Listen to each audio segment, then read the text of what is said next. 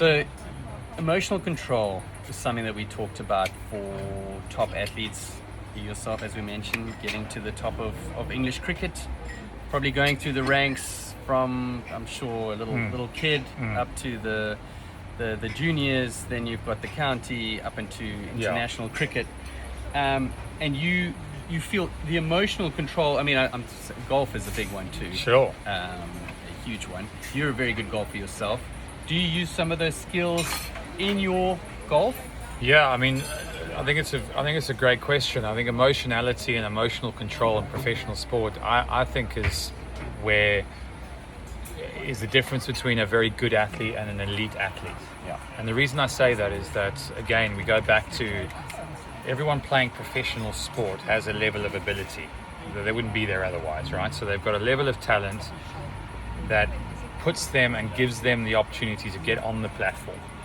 How far up that platform you get, or how far along that platform, then comes down to other factors: your mentality, your technical ability, your technical intelligence, your emotional control, and your mindset, right? And that sort of differentiates, the good from the bad, or the average from the very good. And when we talk about emotionality and emotional control, I think golf and cricket are fantastic examples, and a lot of cricket players play golf very well because the skills are quite complementary in terms of you can only play one ball at a time. Right. Okay, golf is a stationary ball, and we play with a moving ball, but fundamentally with golf and cricket, you've got to get yourself into the best possible headspace, emotional space, to be able to then play that next shot. And whether it be golf or cricket, it's the same functionality. We have probably about 45 seconds between each shot, and golf maybe has a little bit more.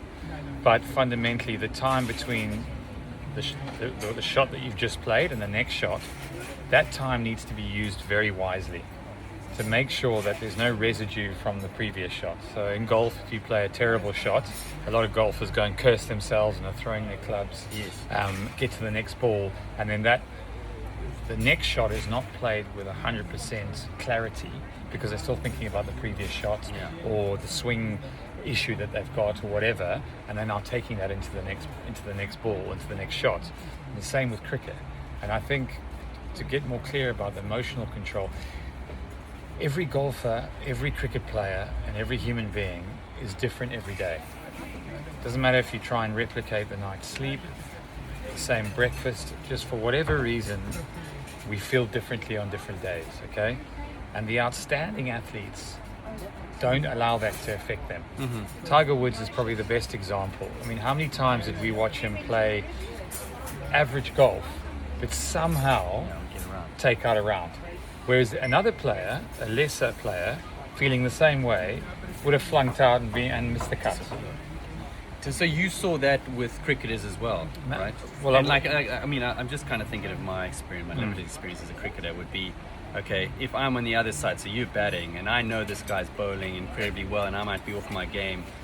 What were the tricks that you possibly used to get your mind to not have those negative thoughts? Was there anything was it just like, man, I just got to stay where I am and play every shot as it comes, or did you have some sort of mental preparation? I had specific tools that I used, and it took me time to learn those and get into those. And the build up to that was the frustration I had as a young professional who had all this energy, all this ambition, all this drive, and wanted to be like his heroes, but I didn't quite know how to put that into practice. And so what I had to do is really scale things back and realize that it was letting me down. I was going out there and mentally could see my own demise. I wasn't able to eradicate the negative thoughts. I wasn't able to keep nice and calm and mentally prepared so that when that delivery came, or when I had to play that golf shot, I was absolutely clear with a blank mind and ready for that particular delivery. And the thing in golf and in cricket is you only get one shot. Once that shot's in cricket, if you get out, that's the end of your day. So I've got to be right on it every ball. I can't allow a negative thought or the previous shot that I played not so good to come and affect that delivery. So what I did is I would then walk away I would see this scrambled mind, almost have a picture of this round ball with all these spinning thoughts in it, right? Yeah. I'd close my eyes, and you could actually see it on TV. I'd close my eyes, I'd see the scrambled thoughts. I'd get a sweeping brush, and I would push them, almost hypothetically, of course, push all these thoughts out. So I was now left with a round circle with nothing in it. And I go, right, that's out. And then I'll go, right, what do I want to place in there? And for me, I had key words, which was calm, watch the ball really hard, and give them nothing.